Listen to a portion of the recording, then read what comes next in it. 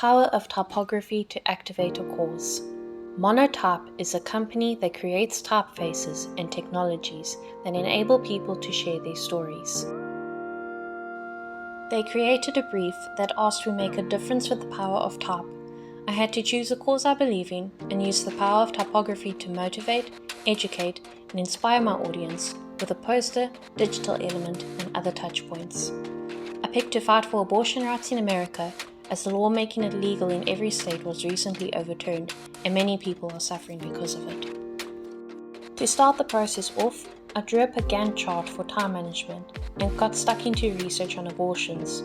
Everything from what it means to be pro-choice, to who my target audience is, and the effects of Roe v. Wade being overturned. The campaign aims to educate people on what being pro-choice actually means. For inspiration, I looked at previous typography-led movements. Now that I have an idea of who I'm designing for, I got to making brainstorms, mind maps, and mood boards, mapping out my initial ideas and refining those as I go along. I initially went for angry and emotional-driven messages, but decided a calm, friendly approach would be more appropriate. Next was to research inspiring designers for ideas. I did research on Craig Ward, Lauren Harm, and Gail Anderson. I looked into their respective design processes, where they get inspiration from, and their best work. From there, I sketched out ideas directly taking inspiration from them. After this, I continued scamping ideas, drawing the inspiration from my mood boards and research. During the process, I found concepts I liked, but made the mistake of combining too many ideas into one concept.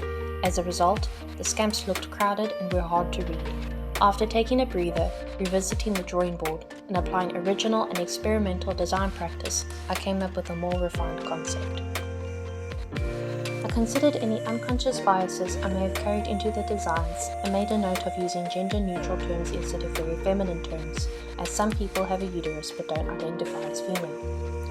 I also made a note to avoid blasphemy, as there are Christians in the movement. Although a lot of people against abortions are Christians, I would not want to offend anyone already fighting for the cause. I took my sketches into Photoshop and messed around with different layouts and color combinations, as well as scaling and morphing elements. I also utilized my handwriting and came up with my own calligraphy for the final design. From there, I built everything up in Illustrator and applied my poster to all aspects of my campaign. The final poster has the campaign's message written in Futura, paired with my calligraphy. I used calligraphy to seem more human and personal, and as for the Futura typeface, it is almost identical to the famous We Can Do It poster used for women's rights in 1943. The word choice in pro-choice is encapsulated by a pink quadrilateral inspired by Barbara Kruger's Who Becomes a Murderer poster. That is a callback to her Your Body is a Battleground poster that was made for abortion rights in 1989.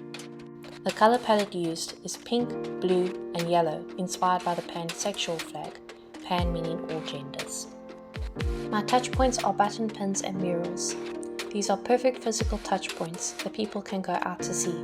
People can wear the pins during protests or during their day-to-day to spark the conversation off with new people.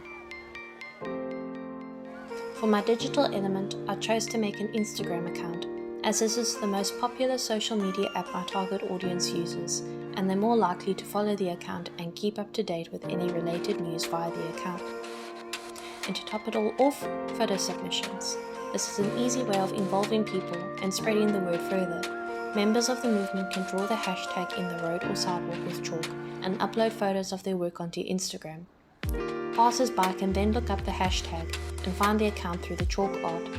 This encourages people to get out there, get involved, and it doesn't cause any damage to property, keeping up with the peaceful protest agenda.